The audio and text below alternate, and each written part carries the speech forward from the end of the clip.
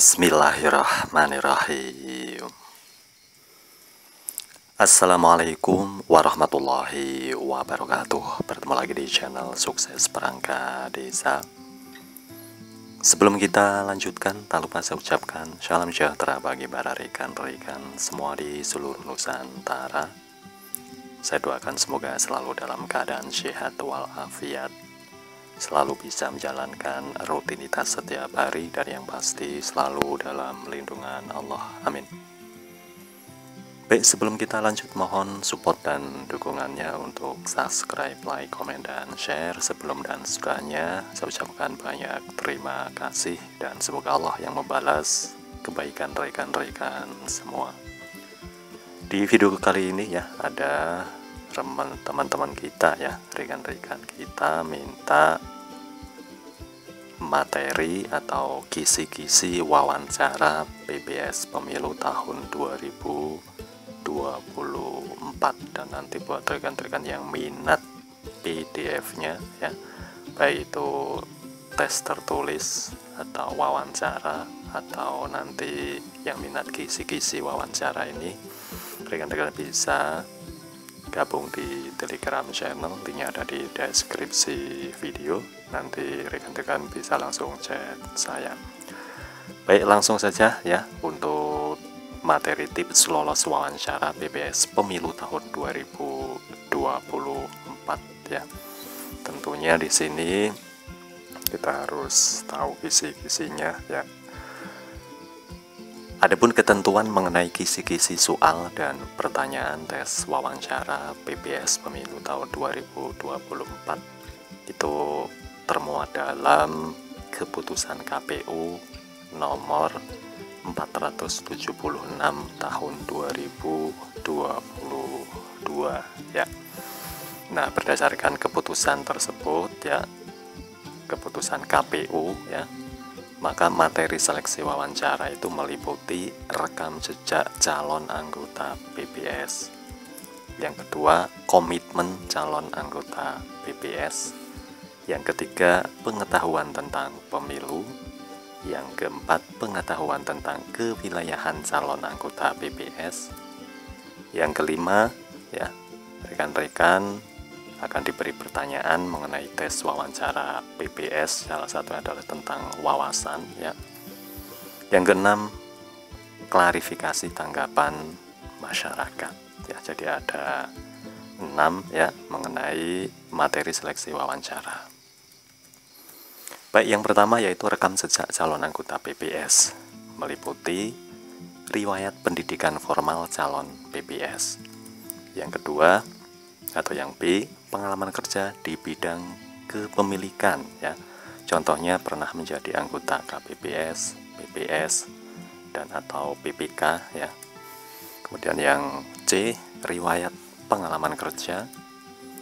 Yang D atau yang keempat, pengalaman organisasi di lingkungan masyarakat. Dan yang terakhir yaitu mengetahui struktur anggota lembaga kepemiluan tahun 2024 ya.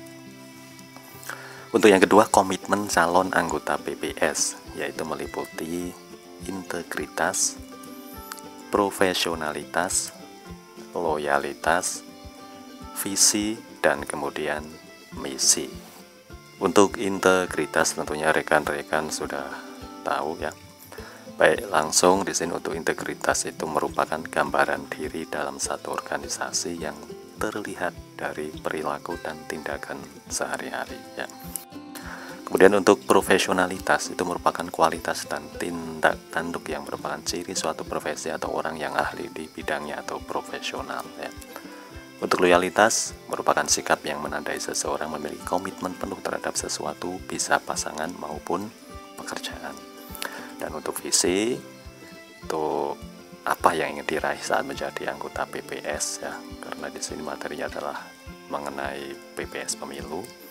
Dan untuk visi, apa saja yang perlu diketahui untuk mensukseskan pelaksanaan pemilu tahun 2024. Lanjut untuk nomor 3, yaitu pengetahuan tentang pemilu. Nah, untuk pengetahuan tentang pemilu itu mencakup tugas, wewenang, dan kewajiban PPS berdasarkan PKPU RI tahun 2022. Kemudian yang kedua, penelitian syarat dukungan calon perseorangan anggota Dewan Perwakilan Daerah. Yang ketiga, teknis pemungutan suara, penghitungan perolehan suara, dan rekapitulasi penghitungan perolehan suara. Untuk yang keempat, dasar hukum pelaksanaan pemilu 2024 yang mengacu ke PKPU tahun 2022. Untuk yang E, pemungutan dan penghitungan suara. Lanjut, untuk yang keempat, pengetahuan tentang kewilayahan calon anggota PPS, yaitu meliputi jumlah KPPS di desa atau kelurahan. Yang kedua, jumlah TPS wilayah desa atau kelurahan. Yang C atau yang ketiga, jumlah RT atau RW. Yang keempat, jumlah warga calon pemilih. Yang kelima, jumlah kepala dusun. Yang keenam, jumlah desa di kecamatan rekan-rekan ya kalian tinggal atau teman-teman tinggali, dan lain-lain yang menyangkut kewilayahan desa setempat. Untuk yang kelima ya, teman-teman juga akan diberi pertanyaan mengenai tes wawancara PPS tentang salah satunya itu tentang wawasan ya. Meliputi di sini siapa kepala desa beserta strukturnya ya, tokoh ormas di tingkat kelurahan, jumlah parpol yang telah disetujui oleh KPU pemilu tahun 2004 yaitu ada 18 ya, ada tambahan 1. Awalnya 17, ada tambahan 1, jadi ini ada 18 parpol. Yang D, jumlah DPD. Yang E, jumlah TPS dan lain-lainnya. Yang keenam, klarifikasi tanggapan masyarakat. Nah, untuk tanggapan masyarakat ini biasanya bersifat opsional, di mana warga bisa mengirimkan tanggapan berupa pesan lewat formulir yang telah diberikan oleh panitia KPU yang melaksanakan seleksi PPS tahun 2024 ya. Nah, nantinya tanggapan tersebut bisa berupa arahan, saran, kritik, nasihat, dan juga acuan. Nah, tanggapan ini biasanya dibuat dalam formulir ya. Nah, adapun bocoran kisi-kisi wawancara yang kemungkinan besar akan dipertanyakan ya adalah atau sebagai berikut. Yang pertama, struktur organisasi penyelenggara pemilu baik KPU dan Bawaslu silahkan dihafal ya, setidaknya walaupun hafal ya dibaca ya, tentang nama ketua organisasi masing-masing dari tingkat pusat hingga bawah. Yang kedua, pelajari tentang tugas, wewenang, kewajiban PPK dan PPS ya. Tugas dan wewenang PPK menjadi wajib karena terkait dengan tugas dan kewenangannya ketika nanti terpilih menjadi anggota PPK. Nah, sedangkan untuk PPS karena sudah menjadi tugasnya mengkoordinir PPS. Untuk yang ketiga, pelajari undang-undang tentang pemilihan umum yaitu nomor 7 tahun 2017, fokus pasal 51, 52, dan 53 ya, karena pasal ini berkaitan dengan tugas dan wewenang PPK ya. Untuk yang keempat, pelajari dan pahami data-data terkait wilayah panjenengan sedoyo ya, seperti misalnya jumlah kecamatan, jumlah desa atau kelurahan di kabupaten dan kota panjenengan.